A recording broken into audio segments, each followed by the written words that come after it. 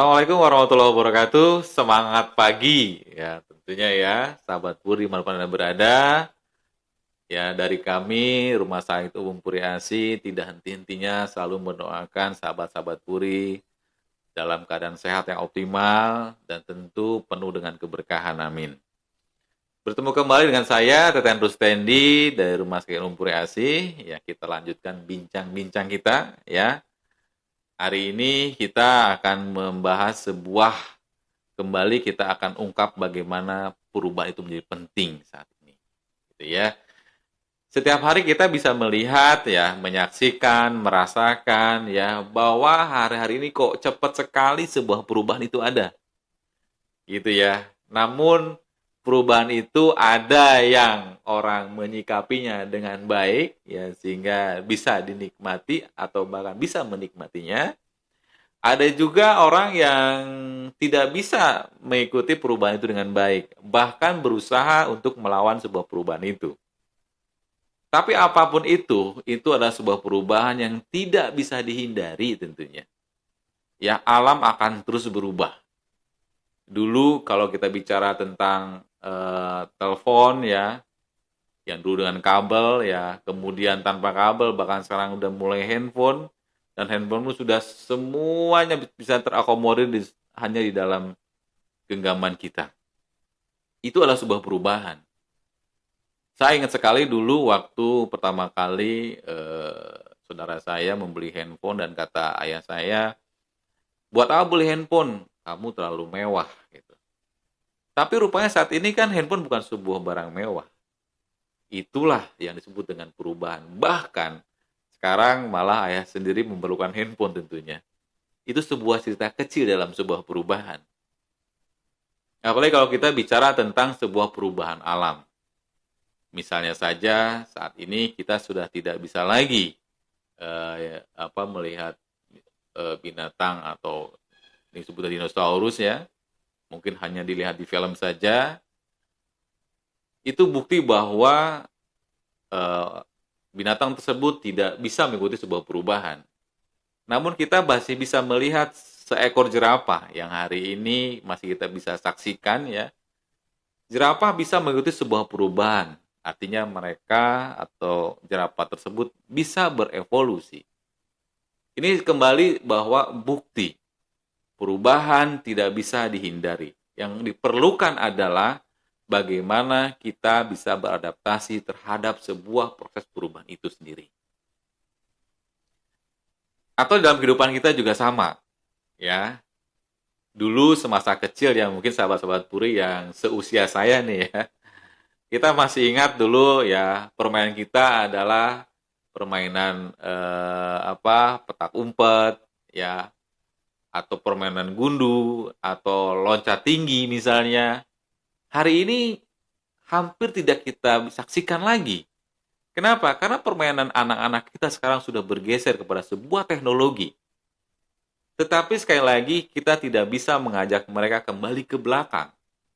Karena zamannya saat ini bukan zamannya kita lagi. Artinya apa? Tetap sekali lagi perubahan mesti diikuti. Sehingga ada dua sikap yang berbeda ketika menyikapi sebuah perubahan itu. Yang pertama adalah ada orang menerima perubahan dan dengan menikmatinya, bahkan ada yang tidak menerima dan akhirnya stres dalam menghadapinya. Ada sebuah perubahan yang direncanakan, tetapi ada juga sebuah perubahan yang tidak direncanakan. Contoh, perubahan-perubahan di alam. Nah, seperti hari ini ya, kita sudah sekian bulan ini menghadapi ya yang disebut dengan pandemi. Itu sebuah perubahan yang orang tidak pernah tahu. Tidak ada yang tahu bahwa ini akan terjadi. Tetapi ketika terjadi, apakah kita bisa menghindar dari perubahan itu? Jawabannya adalah tidak. Yang diperlukan adalah kita harus menerima dan terus mengikuti terhadap sebuah perubahan-perubahan itu. Ambillah sebuah atau berbagai macam hikmah yang kita dapatkan dari sebuah perubahan-perubahan itu. Dunia sudah berubah. Hanya yang bertahan, hanya orang yang mau mengikuti perubahanlah orang-orang yang akan bertahan tentunya. Teknologi sudah berubah. budaya sudah berubah, sosial ekonomi sudah berubah. Hanya yang bisa orang bertahan sekali lagi yang bisa mengikuti sebuah perubahan itu. Sehingga yang baik perubahan itu direncanakan ataupun tidak direncanakan, yang diperlukan adalah sebuah sikap, ya, sebuah usaha untuk menyiapkan berbagai macam antisipasi yang harus kita lakukan. Sehingga kita mampu beradaptasi dari berbagai macam perubahan. Hari ini kita bisa sebuah perubahan. Mungkin besok, lusa, bulan depan, tahun depan, atau abad yang akan datang juga akan terus ada perubahan. Yang kita alami hari ini belum tentu dialami oleh penerus-penerus kita. Jadi, yang perlu disiapkan adalah bagaimana kita memberikan sebuah cara atau modal untuk mampu bisa memberikan sebuah antisipasi ketika ada sebuah perubahan tersebut. Perubahan bisa kita buat sendiri atau juga tentu yang tidak bisa kita buat sendiri tentunya ya. Baik perubahan yang direncanakan maupun tidak direncanakan, bahwa setiap perubahan yang terjadi sangat menentukan masa depan kita. Ya. Jadi bagaimana kita mengikutinya di masa depan tergantung sejauh mana kita menyiapkan diri kita dengan berbagai macam antisipasi, dengan berbagai macam rencana, dengan berbagai macam modal-modal yang kita miliki. Salah satunya adalah modal bagaimana pengetahuan kita terus meningkat, pengetahuan kita terus berkembang, dan terus mau mengupgrade diri kita sehingga kita bisa mengarahkan pada sebuah perubahan yang kita harapkan tentunya. Banyak orang yang mengharapkan sebuah perubahan, itu pasti. Tetapi banyak juga perubahan yang terjadi yang tidak diharapkan. Itu juga ada. Bentuk apapun perubahan tersebut tetap akan menghasilkan sebuah respon. Yaitu respon yang pertama kali adalah sebuah respon penolakan. Ya, itu merupakan sebuah respon alami bahwa setiap perubahan apapun itu, baik yang direncanakan maupun tidak direncanakan, tetap akan menimbulkan sebuah respon penolakan. Karena apa? Secara fisiologis, bahwa diri kita yang dalam hal ini adalah otak kita, memiliki sebuah kondisi dalam keadaan yang nyaman.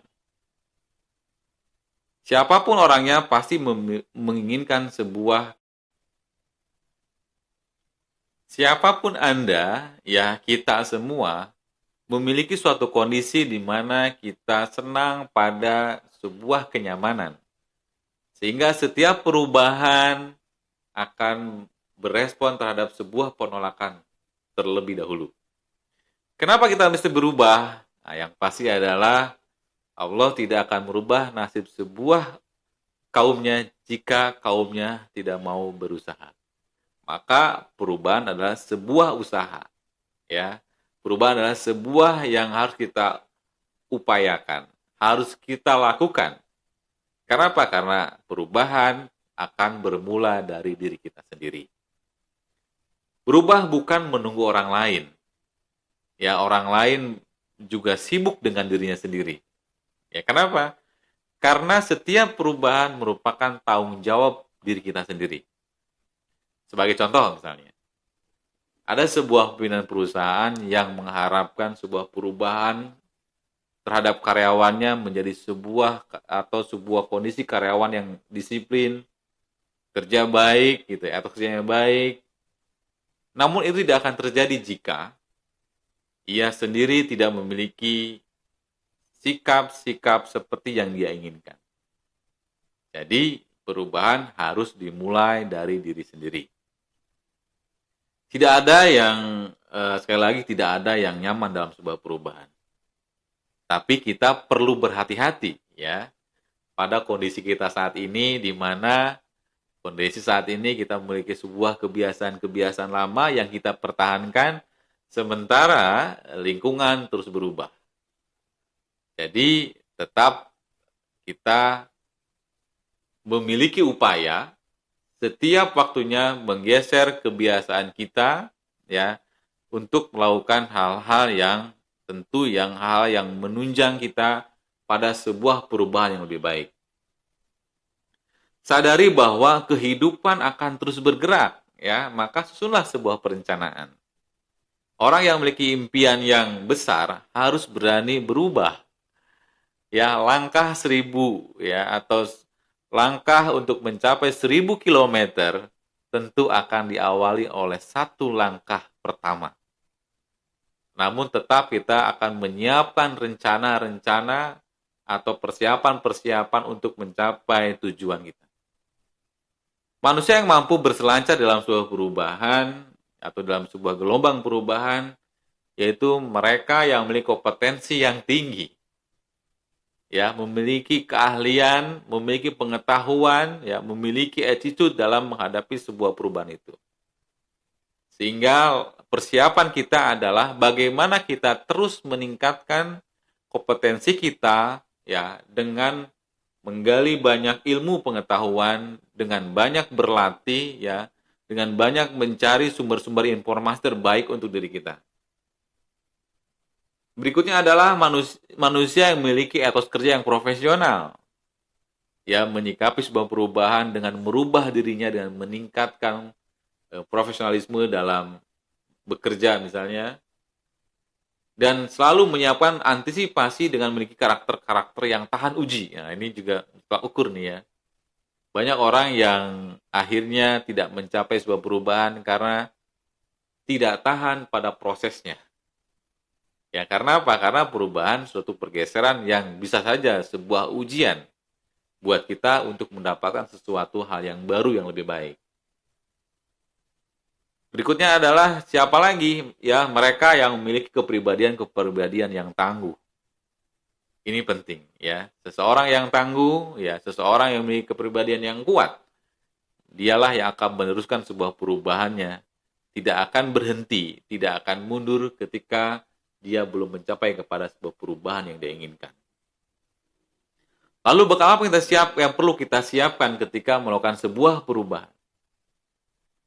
Yang pertama adalah memiliki semangat dan keyakinan yang sangat kuat, ya gitu ya. Ini modal ya, bagaimana seorang memiliki semangat untuk berubah dan memiliki keyakinan bahwa sebuah perubahan itu akan menghasilkan sesuatu yang baik untuk dirinya. Ya, akan menghasilkan sesuatu yang akan mendapatkan yang lebih baik untuk dirinya, ya. Lalu modal apa lagi? Disiplin. Itu udah pasti ya. Dengan mendisiplinkan diri kita, ya, sehingga kita akan lebih menata langkah-langkah kita, akan menata dengan baik antisipasi atau rencana-rencana yang sudah kita buat. Tidak menjadi tumpang tindih. Kuncinya adalah sebuah disiplin tadi perlu kita buktikan dengan langkah-langkah yang teratur. Lalu selalu berpikir positif, ya, lakukan respon-respon yang proaktif, bukan yang reaktif. Artinya apa? Kita lebih melihat apa yang kita akan lakukan sebelum ada sesuatu yang akan merubah kita. Kalau reaktif adalah ketika ada lingkungan luar yang berubah dan kita baru bereaksi, ya, maka hasilnya menjadi berbeda. Ada orang yang siap dan ada orang yang tidak siap. Ada orang yang proaktif, ada juga orang yang reaktif.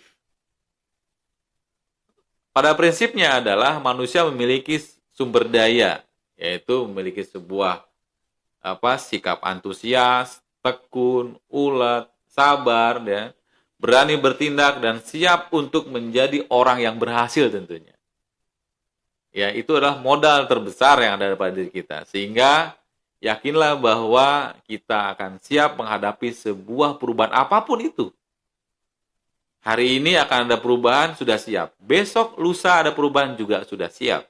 Karena setiap harinya kita akan terus belajar, ya, terhadap perubahan-perubahan yang sudah terjadi saat ini. Nah, ada beberapa tips yang bisa kita lakukan ya ketika kita akan melakukan sebuah perubahan. Yang pertama adalah bertindaklah sekarang, ya. Jangan menggantungkan diri pada harapan atau mempertaruhkan di masa depan. Ya, kalau kita bicara bahwa ya hidup mengalir saja. Kalau kita lihat ikan yang mengalir adalah hanya ikan mati. Ya, ikan hidup dia tidak ikuti aliran sungai. Gitu ya. Ubahlah hidup ini hari ini juga, jangan ditunda. Karena apa? Karena ketika kita menunda hari ini, besok menjadi sesuatu yang kita rasakan menjadi lebih berbeda, atau bahkan kita merasakannya tidak nyamannya lebih hebat lagi, atau bahkan kita merasakan sebuah proses yang menyakitkan tentunya. Karena kita menunda yang harus kita lakukan hari ini, dan besok kita menjadi sebuah ketertinggalan. Selesaikan pekerjaan yang bisa kerjakan hari dengan maksimal, ya, bukan hanya menunggu bantuan orang lain. Ketika ada beberapa tips yang bisa kita lakukan dalam menginginkan perubahan atau dalam menghadapi sebuah perubahan. Yang pertama adalah bertindaklah sekarang, jangan bertaruh di masa depan atau menunggu waktunya, ya. Ubahlah hidup hari ini, jangan ditunda.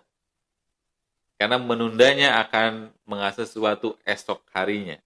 Akan berdampak kepada esok harinya. Selesaikan pekerjaan dengan maksimal, bukan hanya menunggu dan berharap. Ya. Kemudian buat jaringan seluas mungkin. Apalagi zamannya hari ini ya. Sudah banyak sekali jenis dari media sosial, ya. Kita banyak berteman dengan banyak orang di berbagai negara, bahkan ya. Di berbagai macam wilayah kita bisa bertemu di sebuah media sosial, sehingga dunia menjadi datar. Apa yang kita lakukan hari ini, orang bisa melihatnya. Baik itu yang positif maupun yang negatif. Namun ada juga dampaknya, yaitu ketika kita bisa bertemu dengan orang banyak, kita akan memiliki banyak pertemanan dan memiliki banyak celah-celah pengetahuan dari orang lain. Jadi tetap kita mesti ikut dalam perubahan itu dengan berbagai macam cara yang kita lakukan. Lalu bersikap fleksibel ya, dengan melihat dari berbagai macam sudut pandang. Fleksibilitas ini menjadi kunci ya. Orang yang kaku biasanya orang yang tidak mau berubah akhirnya. Dan akhirnya apa? Orang tersebut akan tertinggal dalam sebuah perubahan itu. Buatlah diri kita menjadi faktor utama ya, yang menentukan sebuah perubahan, bukan orang lain. Jadi sebagai penutup ya, banyak motivator yang kita kenal tentunya ya. Kita bisa saksikan di mana-mana saat ini. Tetapi percayalah, motivator terbaik untuk Anda adalah diri Anda sendiri, bukan orang lain. Selamat berubah, selamat mencapai perubahan, dan selamat menikmati sebuah perubahan. Terima kasih. Wassalamualaikum warahmatullahi wabarakatuh.